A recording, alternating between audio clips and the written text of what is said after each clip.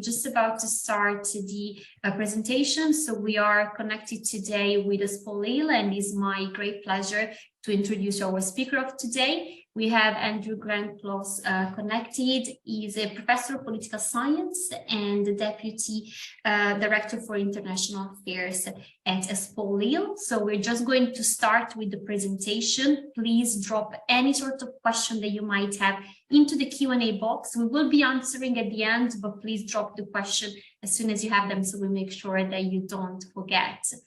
So ready to start? I'm just going to share my screen, so hopefully you'll be able to see the presentation. Andrew, I'll leave you the floor, and I look forward to receiving all the students' questions. Great, thanks a lot for that kind introduction, Federica. And I must say, like you, I'm grateful for people in very different time zones for following today. Great to hear about the people also connecting from Italy, the same time zone, but obviously Brazil, very different. So thanks a lot for joining us today. It's a real pleasure to be speaking to you, to basically do a number of things, notably to present the master's programs that we offer at ESPOL, but first and foremost, because it seems like from that poll in particular, there's perhaps not so many people who have personal knowledge of studying in France, starting off with some basics about what it means to study in Lille in particular, which is where we're based as part of the Catholic University of Lille, Université Catholique de Lille. And so here's a picture, in a sense, of what the region is like. So Lille is one of these places which has been highly industrialized, starting in the 19th century, went through a process in a sense of deindustrialization, 1970s, 1980s, but has really reinvented itself for a number of different reasons as a very, very lively student city, two very large universities, us and a public university, huge student population, but on top of that, a lot of young graduates who stay in Lille after graduating from one of the local universities, or people who come from Paris because it's a bit cheaper to live, and the connections between Lille and Paris, but also Brussels, Amsterdam, even London, via high-speed train links are absolutely incredible. And so it's really at the heart of a region that is very Europeanized, extremely dynamic in an economic, also in a social and cultural sense, and is really just a great place to study, and then eventually as well to settle perhaps and find a job afterwards as well. So a lot of what we're doing as well at the university, and particularly at ESPOL, is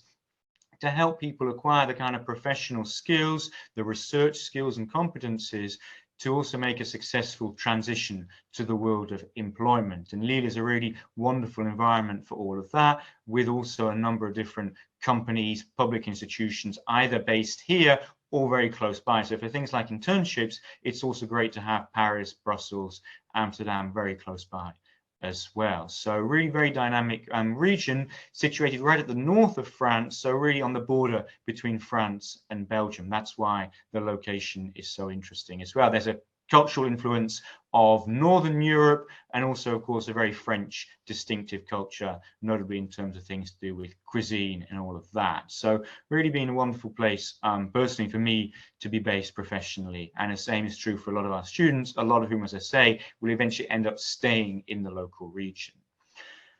So now what I would like to do is start thinking about, well, what's the university like? So the Catholic University of Lille is grown a lot in recent times, but it's originally a 19th century, late 19th century foundation, where the idea was to also give something back to the local community, in particular by trying to, in a sense, profit from industrialization to increase the skills of people who are living locally. And now it's very much an international university. We're actually closer now to 40,000 students than 30,000 students, with lots of different disciplines represented across the whole range of things, whether it's medicine, whether it's arts and sciences, whether it's the social sciences, business schools, communication. It's a very multidisciplinary university. And there, one of the distinctive features is that, unlike a lot of universities in France, a lot of the public universities that are more post-war, late 20th century even, as an older establishment, we're very close to the historic centre of Lille, so we're very close to the train stations, and we have a really nice campus located at the heart really of Lille, and that makes a really nice atmosphere basically to work, to study, and to basically take advantage of what Lille as a town and as a region has to offer. So it's a very lively student body, those 40,000 or so students, with a huge implication activity when it comes to student associations in particular that make the social and, in a sense, cultural side of the campus tick over. Our status is that we are a private not-for-profit university, and we're the largest of that type in France, because of course also we are the oldest, and that's where ESPOL is situated then, as a new, in a sense, part of an older university, because the idea was to create an institution dedicated to social political sciences. And as part of that, what we offer then are 4 master's degrees, and those are the things that I really want to be talking more about today, on the basis then of introducing what the content of those master's programs are, highly international master's programs taught fully in English, and also getting a sense of the content and also where you might go if you study for 2 years as part of those degree programs in terms of employment options.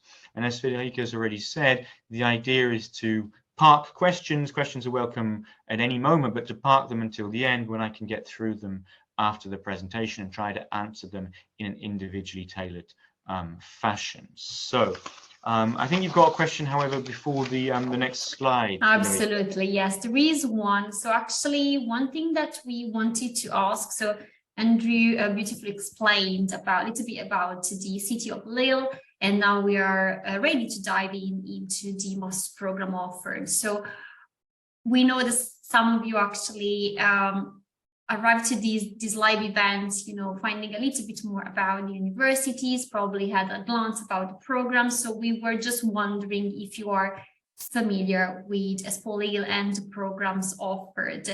And let me just add, if you are, that's great, means that you are here probably to find out even more. And if you have a specific question, Andrew is here to support. And in case you haven't, great, that's the reason why we are organizing and hosting these events, so to give you actually the opportunity to discover the university and all the programs and benefits for international students. So let me just share with you the results.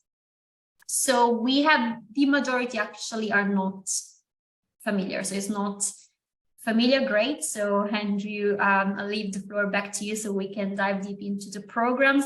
And as mentioned, any sort of question that you might have, drop them. I can see already questions arriving. This is great. Drop them into the chat, the Q&A. We are monitoring both of them, so we'll be able to pick your questions up and answer them at the end. So I'm just going to leave you the floor talking about the portfolio programs entirely taught in English. Fantastic. So thanks for running that poll, and really happy to be helping out then, obviously, when it comes to introducing more about the work that we do at ESPOL, with a particular focus then on the portfolio of programs that we have. So we have these 4 master's programs, and they are taught 100% in English, 2-year programs, which is the norm in France, a lot of continental Europe. And the idea is that each program has its own core content. Some electives, so optional modules, might be shared across different programs, but in particular there's a core that is in a sense unique to each of these master's programs, with a view to also having then a different employment kind of trajectory, a different career trajectory for after graduation. So what I would like to do is talk about 3 of these 4 master's programs. So we have one which is on global and European politics. We have a second master's program called Food Politics, Sustainable Development. There's also one on international security and politics. And the newest edition, which is launching then in September 2023, so in a few months' time now, is the Masters in Digital Politics and Governance, that I'm also going to be spending a bit of time on. So the idea is we have these 4 programs where we have pretty much a international teaching in a sense, body, and we also have a very international student body. So that's why they're 100% taught in English, and they've been designed with a view to taking advantage, in a sense, of those two features: an international teaching team and also an international student team as well. So the idea is, if I dip in first of all to the Masters in Global and European Politics here, is to think about Europe as a political unit, not necessarily the EU, but a lot of focus on the European Union. Naturally, we're not far from Brussels, as I said before, where the core of the EU institutions are based: the Parliament, the Council, the Commission, of course. But to do this basically in a way that is interdisciplinary and allows one to, in a sense, focus on different important dimensions of European Union politics and policies, with a way to understanding not just the EU from a domestic perspective, from a perspective within Europe, but also its place, its role in world politics. And there, what we try and think then is to design a program that allows us to focus not just on different countries, different governments vis-a-vis the European Union, and not just on different institutions within the EU, the Commission, for instance, the European Parliament, but really to think about the way in which the EU as a political actor, inside Europe, outside Europe, in terms also not just of its policies, but the impact of those policies on the private sector, for instance, international business, the way it relates, for instance, in the politics of development to the work of NGOs, all of these things to try and cover that range of issues that involve the EU and which the EU also has an impact on as well. So there, the idea is to have basically a way then of providing an overview, in particular for people who are coming from programs where, for instance, at the undergraduate level, there hasn't necessarily been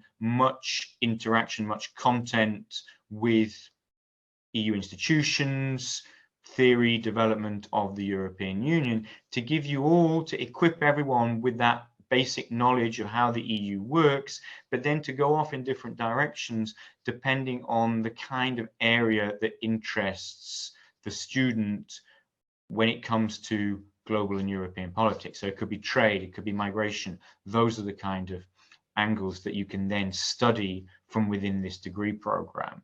And therefore, the overall ambition is to basically train people to be future professionals, looking at, working in the world, the interconnection of European and global politics, whether that's in business, because a lot of businesses, for instance, we have a part of this program, a study trip to Brussels, did that in late September, in fact. And there, one of the things we did was a lobby tour of Brussels to look at how different businesses, whether they're European, whether they're American, even Chinese perhaps, interact with the European Union on the basis that what the EU does, for instance, digital regulation, chemicals regulations, has a massive impact on those businesses' global affairs. And as a result, those businesses, they need to employ people to keep track of what the EU is doing. The same is true for Japanese companies, the Japanese government, the South Korean government. We recently had a brilliant student from South Korea who was, in a sense, on leave from the South Korean government precisely to take this master's program to actually learn more about how the EU works, with a view to understanding the EU as a global actor.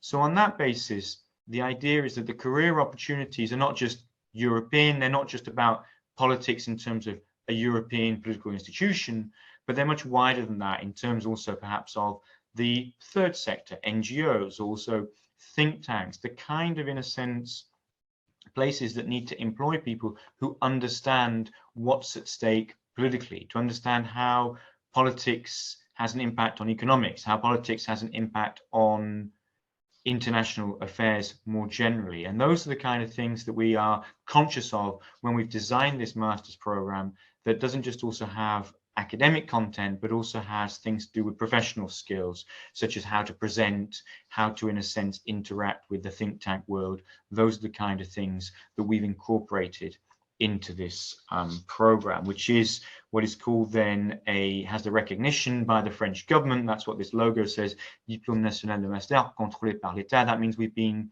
in a sense, validated by the French state in terms of the quality of the master's program that we offer, and that's true of all 4 of our master's programs. So if we just go to the next slide, Federica, you'll see a bit more about the course content for the 2 years of this master's program. What you'll see right down at the bottom right is that we also put a lot of emphasis, which is very French, but is also one of the great strengths of the French system, a lot of emphasis on internships, which also in France have to be done as part of, in a sense, a paid position as well. So it's not an unpaid internship, at least not if it's done in France under French law. But the idea is that's a compulsory component normally that is undertaken in the 2nd year, on the basis then that that's when you'll have found your feet, that's when you'll have more of a sense of where you might want to go professionally. And as I said before, Lille as a region has lots of different options for doing an internship in the public sector, in the private sector, more in the NGO sector, etc. So we have a good, in a sense, contact book for trying to help students with internship opportunities. That's in the 2nd year. However, if we start thinking about the 1st year, 1st and 2nd semesters, then you have these core courses that, as I say, they are very much designed with a view to bringing people who are coming from outside the EU, perhaps, or within the EU, coming from different disciplines. Could be a languages program, for instance. It could be a sociology program that hasn't had at the BA level much to do with EU politics, EU public policies. So we take all of that into account. So our core courses are focused on providing, in a sense, the core building blocks for understanding the way that Europe works politically. European governance, European economic governance, also interactions with the global level. You've got global governance in the 1st semester. And then we add to that also what we call research courses, where we are building up the competences, the skills to also eventually, what you'll do in the 2nd year, write a master's dissertation. So we do that already in the first 2 semesters in terms of research courses that allow you to develop skills, again, that we're not expecting you necessarily to have from your undergraduate background, but the skills that you'll need to write what is a lengthy, complex piece of independent research, which is your master's dissertation.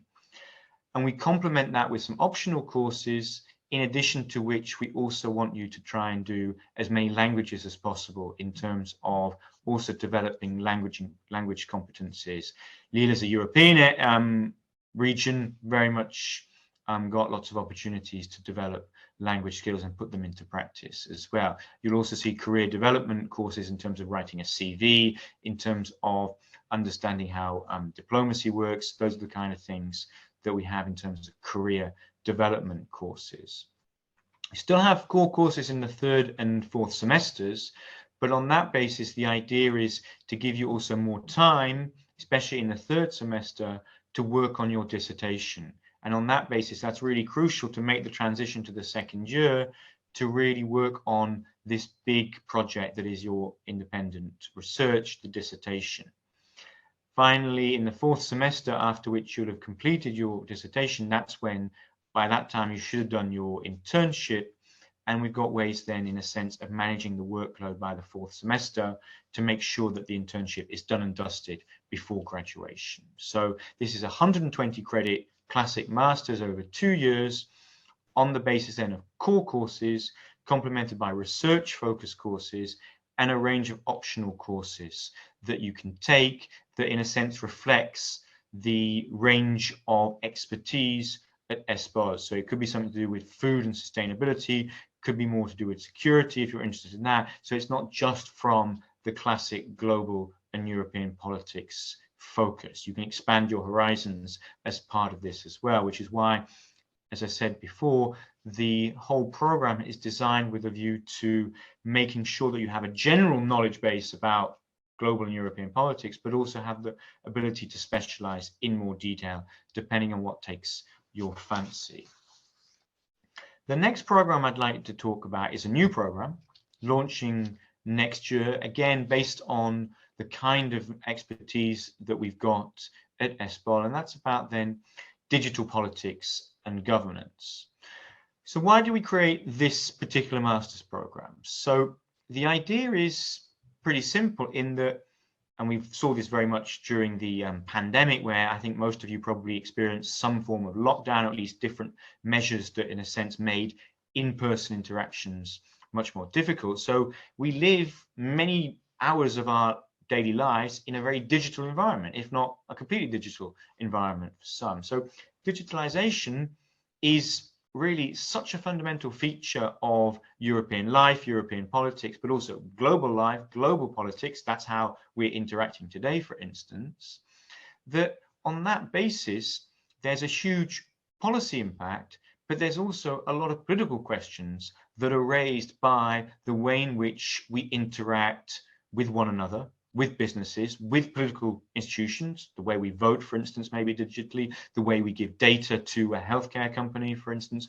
All of those things require us to have a better understanding of the politics, the systems of governance surrounding the digital world. And so the idea behind this innovative master's program is basically to try and fuse together in an interdisciplinary fashion a number of different elements. So elements to do with data, managing in a sense the more practical questions about, well, what does it mean to do government business? What does it mean to do lots of corporate business on an online platform? And to fuse those with also an awareness about the kinds of, in particular, new questions for policymakers, for politics, for citizens about, well, how do we regulate all of that? How do we regulate the data that companies are collecting, social media companies, for instance? Is it safe also to create a system of online voting? Those are the kind of questions that really we need answers to. And the best way to find answers is to have an understanding of both components, the politics, but also the more practical digital governance questions, which also have an important legal component as well. So on that basis, this master's program is trying to fuse together a number of these different issues. And there the idea is to prepare people then for careers in a number of different, in a sense, sectors that rely on particularly that knowledge. It could be in terms of technology companies, it could be at the big end of the spectrum, it could be to do with startups, it could be also to do with think tanks that require an understanding of the digital world. Also the third sector, the non-profit sector, they need to understand things to do with data management, they need to understand things to do with data regulation. Consulting firms as well have a big need for people who understand the solutions that digitalization can offer, but also an awareness of the politics, the policy problems that follow from the ability to lead our lives in a very digital fashion.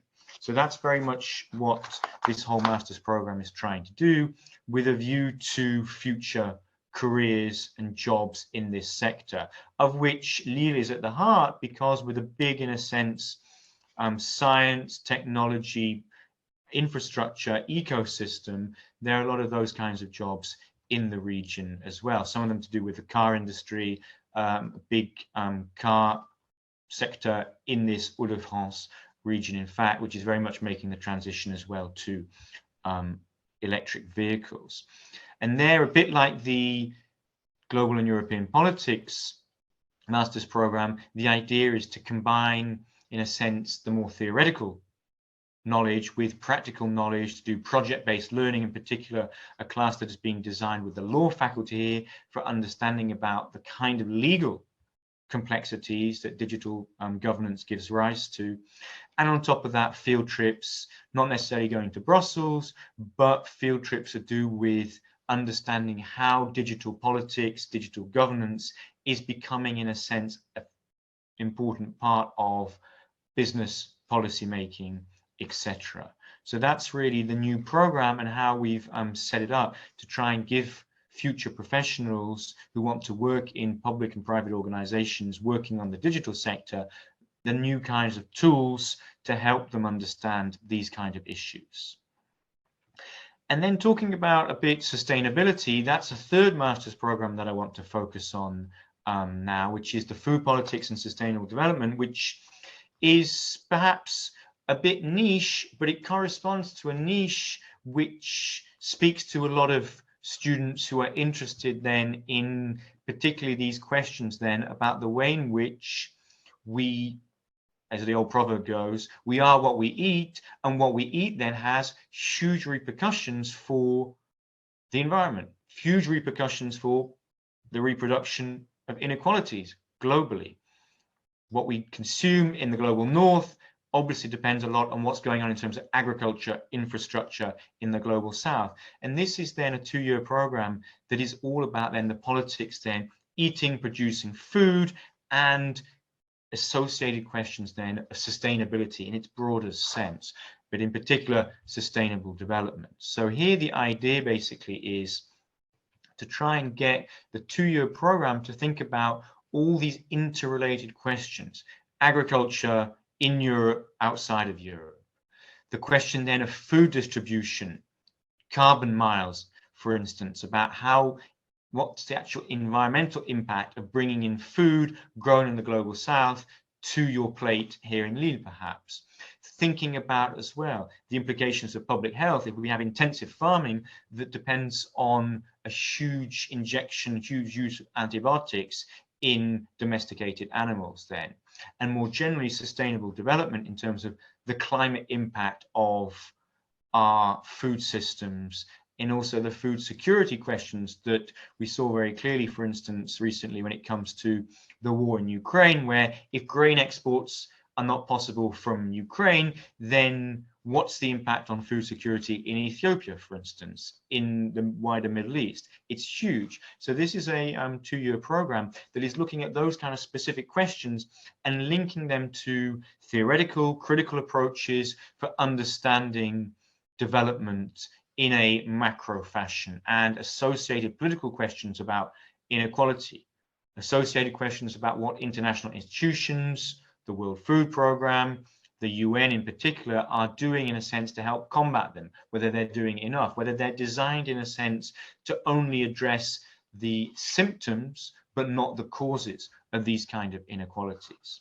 So again, this is a program that is linked very much with a view not just to having theoretical knowledge, but practical empirical knowledge that is related to a number of different employment sectors. So that's public administration, subnational level, national level, other public administrations at the international level that deal with sustainability issues, food in particular issues. That's something that the European Union, the UN does, the Food Agency, an agriculture aid organization in Rome, obviously, but also NGOs, think tanks who are more and more working on these kinds of policies, so trying to think about solutions on the understanding then, if we don't change certain patterns of consumption, patterns of agriculture, in particular in the global north, then the repercussions are huge. So what can we do to make all of those things more sustainable? And businesses are thinking along the same lines. Businesses know that if certain practices don't change, then they might go out of business, that their businesses are themselves maybe destined to be unsustainable. There's also an obvious research track with this degree in particular, on the basis then of going perhaps to study things in more detail when it comes to a PhD perhaps. So those are the kind of career opportunities. We again have a very professional element in this master's program by having study trips, for instance. This class goes to Rome every year to go precisely to the Food and Agriculture Organization there that is based in Rome to learn about what the UN at the global level is trying to do about sustainable agriculture, about food security, associated policies. So that's the food and sustainable development masters. So I've talked about 3 of those master's programs. Happy to field questions on the international security and politics masters as well. But more practically, I thought it'd be now, because I don't want to talk too long, better to talk more about how to apply, and in particular to start with eligibility criteria for the master's program. So the idea is we're looking first and foremost here at ESPOL at your undergraduate degree, so that we have in a sense a pretty open mind when it comes to disciplinary background, but we do appreciate political science backgrounds in particular, but that's not a precondition. It's just something that we look at and we take into consideration more globally. Well, what kind of courses have you taken? Is it been something to do that shows an international perspective, a language perspective, a policy perspective, etc.? And for all these different master's programs, we're trying to recruit a cohort that reflects not just international diversity, but also intellectual, scientific diversity as well.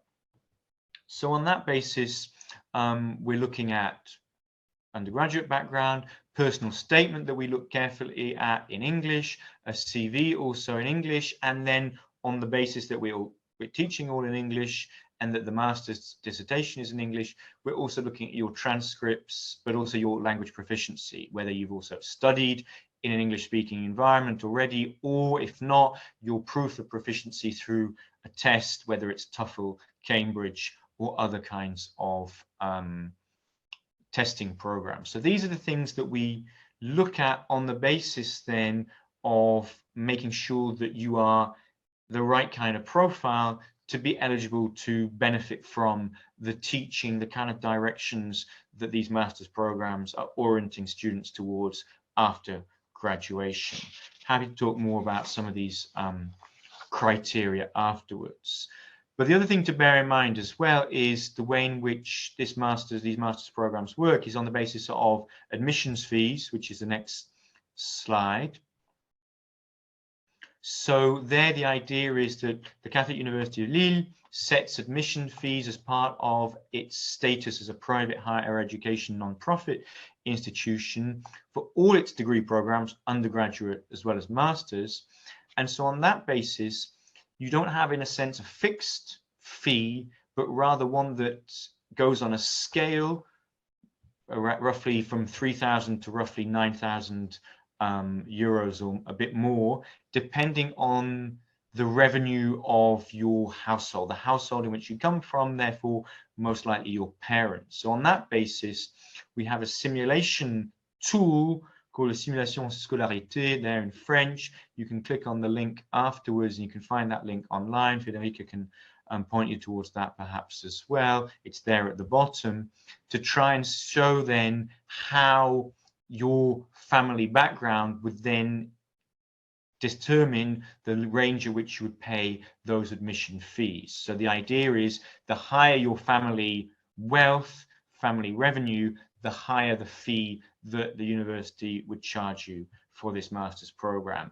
That would be a fee then from 3,000 to 900 on an annual basis, I should add there as well. Yeah, I think there's possibly a question about where you get your degree from and how that's taken into account in terms of admissions eligibility. I'm definitely going to have time to get there afterwards. But don't worry, I've nearly wrapped up with this, because the last thing I want to say is, well, in a sense, your fees also contribute to university life in its more general sense. So this is a big pluridisciplinary university, and on that basis, you're not just getting the masters in a sense teaching, you're also benefiting from what the university as a whole can offer. So it offers great healthcare, for instance, as part of its implication in delivering health services, hospitals, maternity, that kind of thing. There's also a lot of healthcare infrastructure for our students.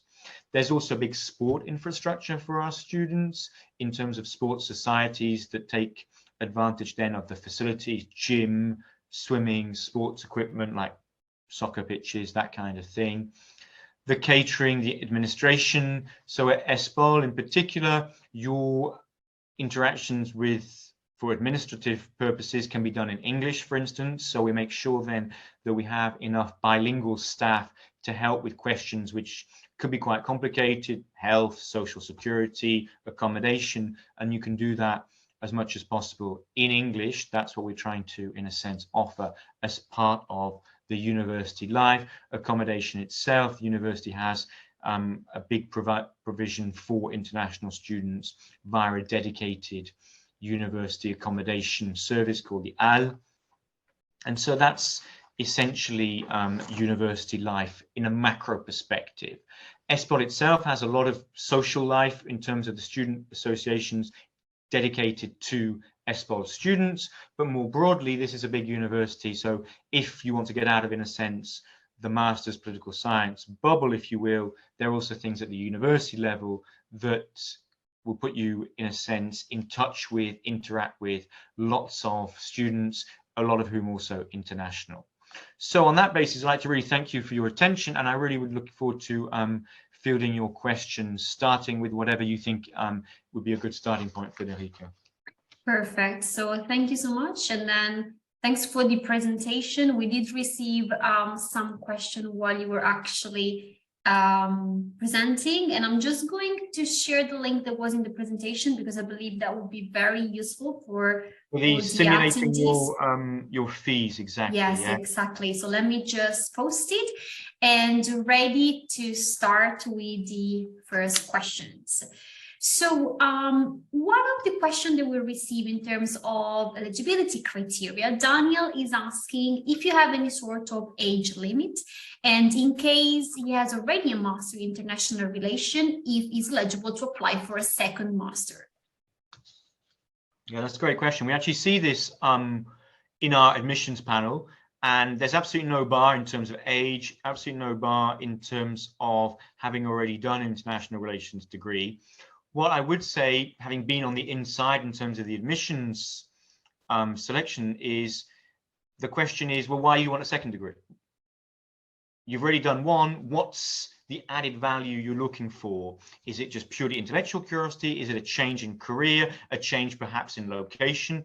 Those are the kind of questions then that we would essentially want to have answers to in your personal statement. So on that basis, because we look at these things individually, because we try and compare not just, in a sense, quantitative criteria about your English language score, your degree classifications, undergraduate, or maybe your existing masters, but rather we're also looking at what you're saying about your interest in digital politics and governance, your interest in food politics.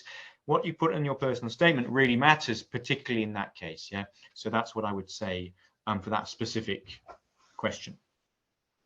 Perfect. Question from Alejandra, which I think is quite interesting. How competitive is to get in? And we actually had the slide with regards to the document, but asking if they need to submit a letter of recommendation and if adding any sort of intern experience is useful, and if you have to pass an interview. And in this case, I would like to add if there is anything that you could advise them on how to prepare in case there is an interview.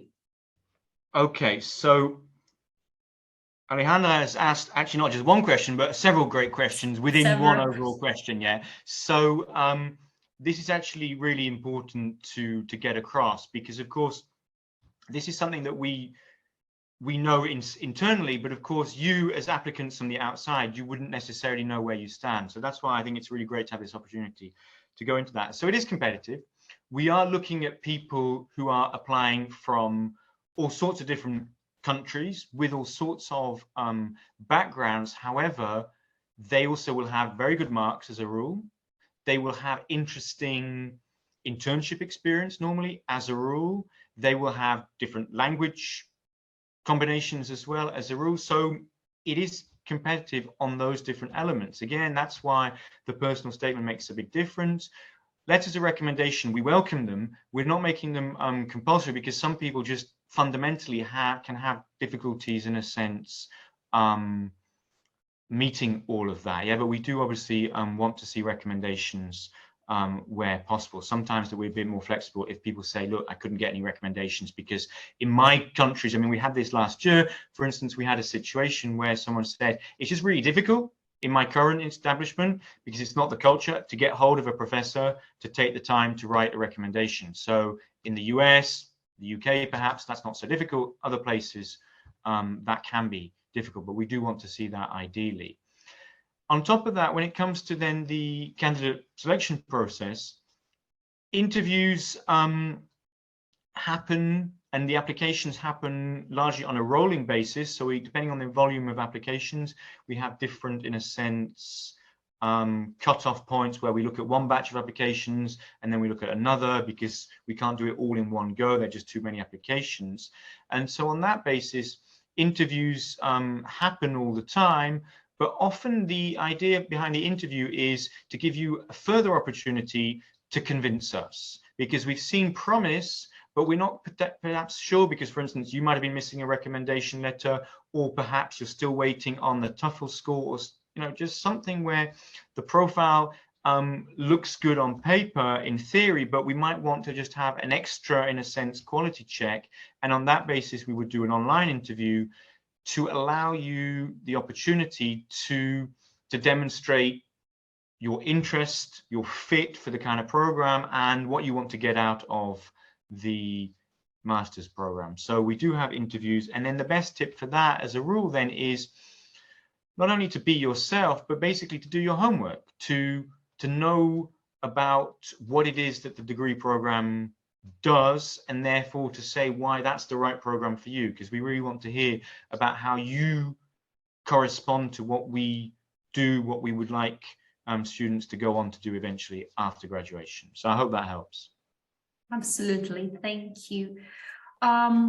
Question regarding application, if there is a limited time to do it. So you mentioned that there is a rolling based application. So how early in advance you advise them to put an application through, and if you have any sort of general deadline that they need to keep in mind? This is what Marco was wondering. Yeah, I mean, I think the first deadline is normally typically before Easter. So that will be sometime in April this year. And then we might have another round then around the May-June period. But the idea is to basically, if you're serious about applying, to have your materials, your personal statement, reaching out to people for recommendations, working on language qualification test if necessary, to have all of that done by March, April, basically, so that you're in good shape for applying. Amazing. Alex from the US is asking us, in case you have a master from the US, if you need to present English proficiency test, and furthermore asking if there is any sort of scholarship program and where they can find more information about that. So for the language test, if we see that you've successfully completed the degree, undergraduate, masters in an English-speaking environment, US obviously counts as that. So then there's no need for a language test. We just take that as read. But a semester abroad wouldn't be enough in that context, just to be clear. And then secondly, the question about the scholarships at the Université Catholique level, there are hardship, in a sense, scholarships that you can find more information about on the website, which I can give more details about later. Maybe my colleague Gauthier can also help with that if he's still online in the chat box, perhaps. Yeah. Absolutely, we can just check. Okay, then another question. Meantime, I can see that your colleague should be just joining us shortly as a member of panelists. She should be able to help us with this. Among all the programs, you talked about the European politics one. So they're asking if you offer internship. You did mention also which stage, but another question they were asking us if it's only within France, or actually if they can do their internship in a different country. Yeah, that's actually a really important point, because we are not tied. You're not tied to doing the internship in France. The idea, however, is that there's a quality control to make sure then that what you're doing corresponds with how, because in France, an internship is very regulated in terms of hours, social security, wage even, but in particular as part of an academic program in terms of what you're expected to do. You can't just be making coffee. You have to have concrete projects and tasks. And so there's a process which is possible then for a non-French based internship. But the idea is it's not a given, in that you have to then have the organization demonstrate that you meet the criteria that will satisfy the French rules, because after all, the French government, the French state, is validating our degrees, in which the internship is an important part. And there, the idea is they need to make sure, and we need to make sure on their behalf, that those internships are actually involve real work that corresponds to your academic studies, basically. So in a sense, it's in your interest to have all of these things validated, but it does mean you have to go through a procedure that may not be so common. If your, in a sense, institution is a big Brussels think tank, they'll know how to do that. But if it's a bit more obscure, it's in a different country, maybe in a voluntary sector, then there's still some steps, but we can help with that as well. We have an admin team whose job is to help with that, basically. But you just have to be aware that there are constraints on that kind of basis. Perfect. Another question is regarding accommodation on campus, and beginning of the presentation we mentioned also a little bit about Lille as a city. So they're asking us how far is from Paris, and if you can give us any other insight about studying and living as an international student at Lille.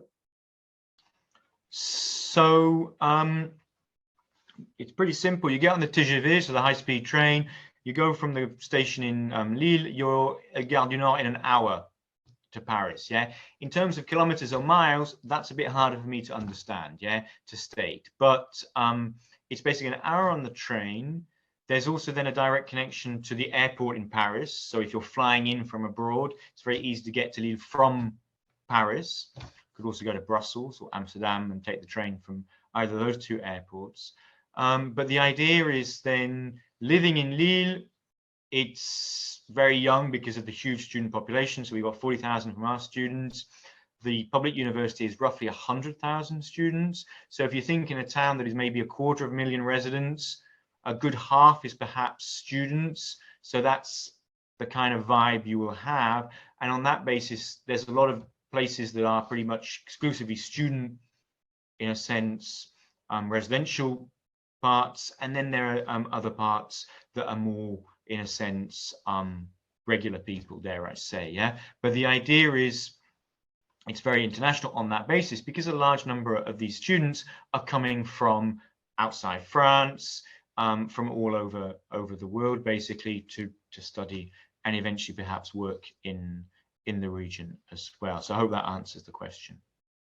Perfect. And meantime, I actually put some information about scholarships, and there are also some scholarship offered by Campus France. I'm just going to post the link, and I'd like to thank your colleague. Yeah, Campus France is a good one. We've had some students, for instance, from the Philippines, that have had those scholarships for our master's programs in the past. Yeah.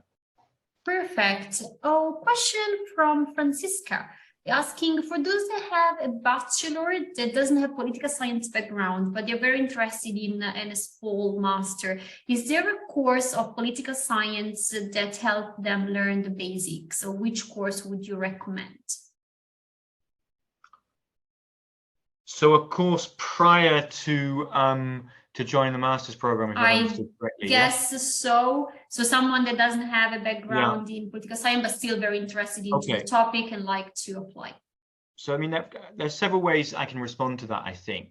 The first thing is it's not obligatory, but if you write in your personal statement, for instance, that in preparation for wanting to make the transition to something that is more of a political focus for your postgraduate study, you say, I've done even an online course, or I've taken an extra course in my undergraduate program that looks more at that, then we'll really like that, yeah? So if you are thinking of doing that, do that, but make sure you tell us about it, for instance, in your personal statement, yeah?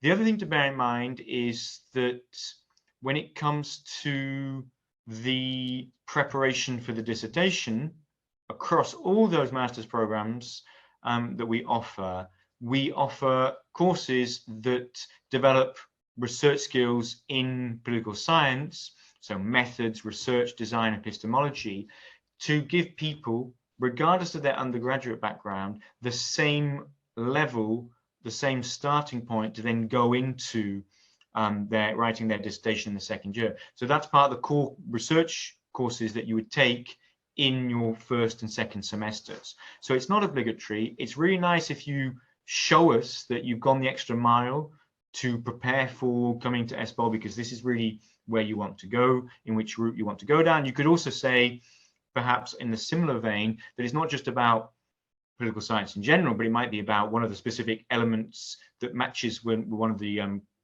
master's programs. So it could be about something to do with specifically the EU, it could be something about food, it could be something about digital democracy, to show us that, you know, you're really thinking ahead and it's part of a career, a part of an intellectual trajectory that you want to fulfill.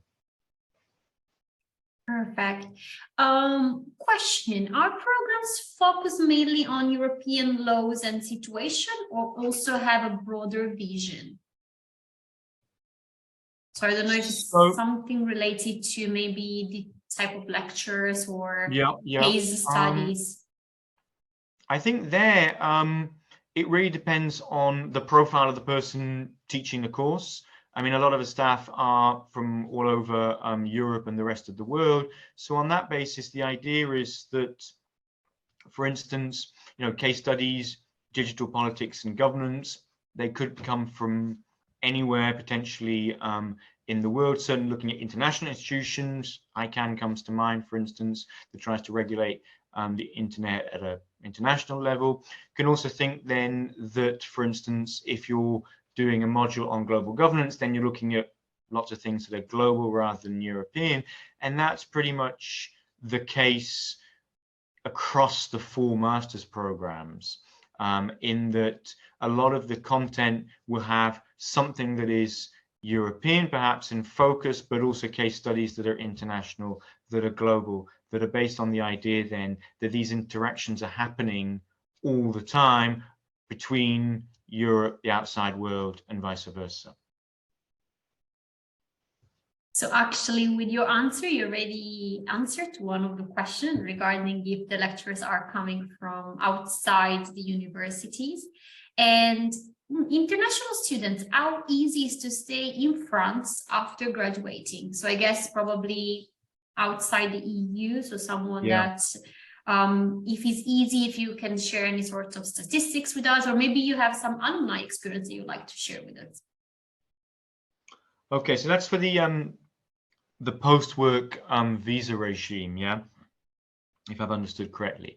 France is actually relatively liberal on that, on the basis then that a master's degree is going to be considered, in a sense, from France, is going to be considered valuable as part then of the process potentially for making the transition to work in France, which, if you're a non-EU citizen, granted is subject to a number of different visa requirements. But unlike, say, United Kingdom, the US, there's a more liberal regime when it comes to being able to work if you find, in a sense, work that is comparable to the level of skills that one would expect for someone with a bachelor and a master. So in the French system, that would be called Bac plus 5. So the idea is, it doesn't mean you can then somehow go to any job, but there are ways, in a sense, of making that transition as an international student that aren't too, in a sense, onerous if you find the right level of postgraduate qualified work. So, for instance, the student from the Philippines who came with a grant from Campus France, he's now working actually at the university. Yeah, so it's not that you have 6 months to then relocate, basically. The other thing there, however, is over time, developing French language skills is an important component, even if that's not expected for the masters, with a view then to the visa regime for permanent residents. Of course, French language skills are going to be really important for that. So that's something to bear in mind. But of course, the master's programs give you a lot of opportunity to learn French as part of the language training as well. Perfect. There was a question from Aisha, probably connected later. Maybe just one more time to say if all the masters are entirely taught in English, and, you know, if a student that, of course, might need to learn it's a bit of French, if they're going to be okay just with their English. Yeah, I mean, in the classroom, everything is in English. Assessment then, beyond that, in terms of the administration, English-speaking staff across ESPOL, and on that basis, that's absolutely fine. But it's always nice, culturally, socially, to also develop some French language skills as well. And there are ample opportunities to do that, but it's not a precondition. It's not something that you then need in order to do well academically speaking. No. Perfect. So far we've been doing very well and answering all the questions that we received. So in case you have any other question, we still have a couple of minutes, so drop them into the Q&A, and me and Andrew are here trying to answer them. I wanted to ask you, Andrew, if there was anything else that you'd like to highlight. So we did talk a little bit about the programs, and we will definitely follow up over the next few days with some extra information, an email address that you can reach out in case you have questions. Just wanted to ask if there was anything else that you wanted to highlight or share with the participant today that you believe it could be useful for them at this stage looking to study a master in France. If there is anything that maybe hasn't been said. It's very hard to summarize. You did amazing. I think just to emphasize is that wherever you really are applying, to do your homework, to prepare in order to target the selection panel that's going to be looking at these different applications, and on that basis to make sure that on the basis of your homework you showcase why you're the right fit, why it's also, if you're coming from outside France, why it's something that you want to do. Come to France, come to Lille, come to ESPOL. Why is that part of your application story, if you will? That's really something that we consider in great detail as well. Yeah. Perfect. So coming towards the end of the presentation, I wanted to thank you for your time for the presentation, all of you for staying connected and for your valuable question. It's been a great pleasure to spend this hour with you. We will be sharing with you some extra information. The webinar is being recorded. One last question, actually, last minute question. If past Erasmus experience is appreciated, Marco is asking. Yeah, I mean, that's nice. Again, it depends a bit what you want to talk about in that context. Is it because it allowed you to study in France?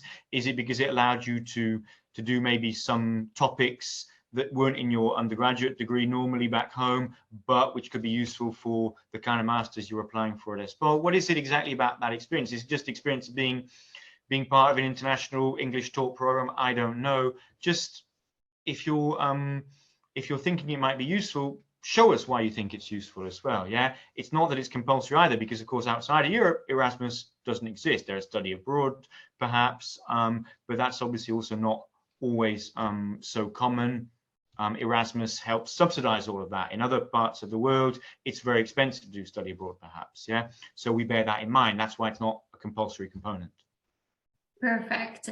So furthermore, the event is recorded. We will be sharing with you the recording of the event in case you missed some details. And in case you have any questions, as you can see, Andrew and the whole team at ESPOL is very much approachable. So feel free to reach out. We will be sharing with you an email address that you can reach out in case you have any question.